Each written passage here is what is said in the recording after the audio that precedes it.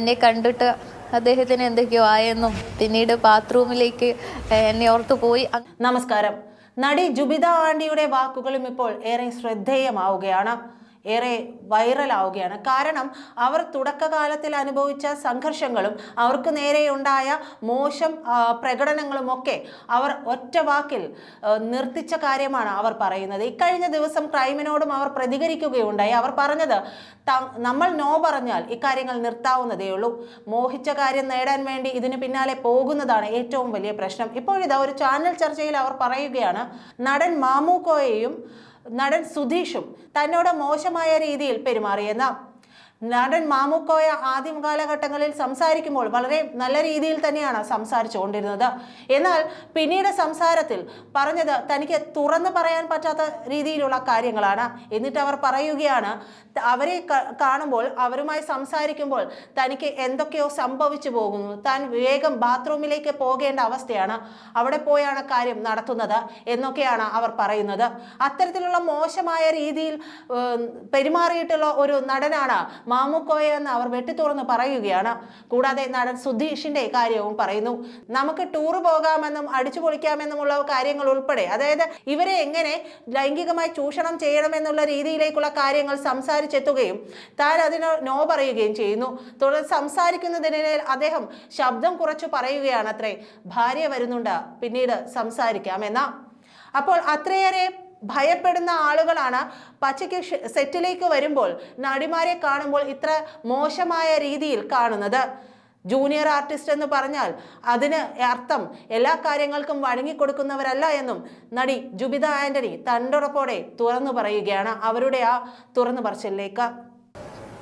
ഈ സുധീഷ് എന്ന നടൻ കുട്ടിക്കാലം മുതൽ സിനിമയുടെ ഭാഗമായ വ്യക്തിയാണ്. സുധീഷിനെ പോലുള്ള ആളിൽ നിന്നൊക്കെ ദുരനുഭവം ഉണ്ടാവുമെന്ന് പറയുമ്പോൾ അതിൻ്റെ ഒരു കോണ്ടസ്റ്റ് എങ്ങനെയാണ് താങ്കൾക്ക് കുറച്ചുകൂടി പറയാൻ കഴിയുന്ന പരിമിതിക്കുള്ളിൽ നിന്നുകൊണ്ട്? അത് മാമുക്കോയ അങ്കിളുടെ ആ സെറ്റിൽ തന്നെയാണ് സുധീഷ് അദ്ദേഹത്തിനെ ഞാൻ കാണുന്നത്. രണ്ടുപേരും ഒരുമിച്ച് ആണ് കാണുന്നത്. അപ്പം എല്ലാവരും നമ്പർ വാങ്ങിയിട്ടുണ്ട്, ആ കൂട്ടത്തിൽ ഞാനും നമ്പർ വാങ്ങിച്ചു. ആദ്യമായിട്ടാണ് അങ്ങനെ ചെയ്തത്. അന്ന് ചെറിയൊരു പ്രായത്തിലുണ്ടാകുന്ന ആദ്യമായിട്ട് ലൊക്കേഷനും ഈ നടന്മാരെയൊക്കെ കാണുമ്പോൾ ഉണ്ടാകുന്ന ഒരു വൈബ്രേഷൻ മനസ്സിൽ അതോടെ അവസാനിച്ചു. ഇതിന് ശേഷം ഞാൻ അങ്ങനെ ഒരു ഇതിന് നിന്നിട്ടില്ല.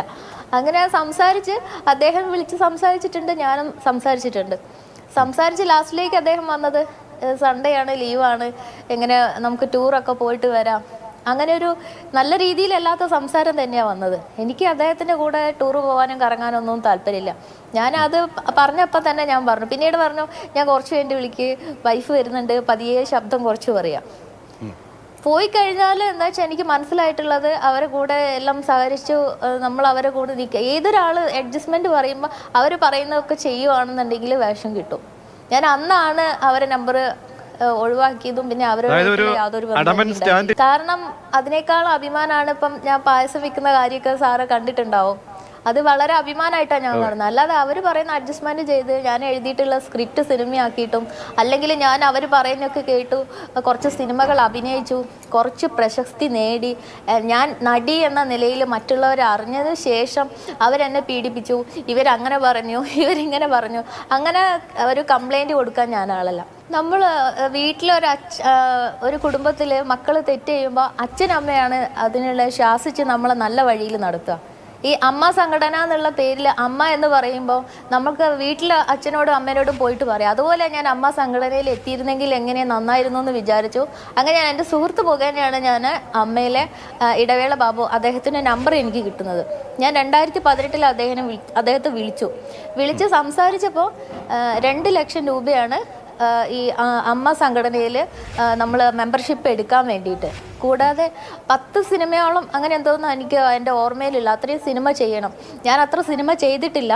കാരണം കുഞ്ഞു വേഷം ഞാൻ സിനിമ വരുമ്പം എൻ്റെ ആഗ്രഹം കൊണ്ട് ചോദിക്കും. എനിക്ക് ഇങ്ങോട്ട് വന്നിട്ടുള്ള ഓഫർ ഞാൻ നിരസിക്കാൻ കാരണം അവരിങ്ങനെ പകരത്തിന് പകരം ചോദിച്ചുകൊണ്ടാണ് ഞാനത് വേണ്ടാന്ന് വെച്ചത്.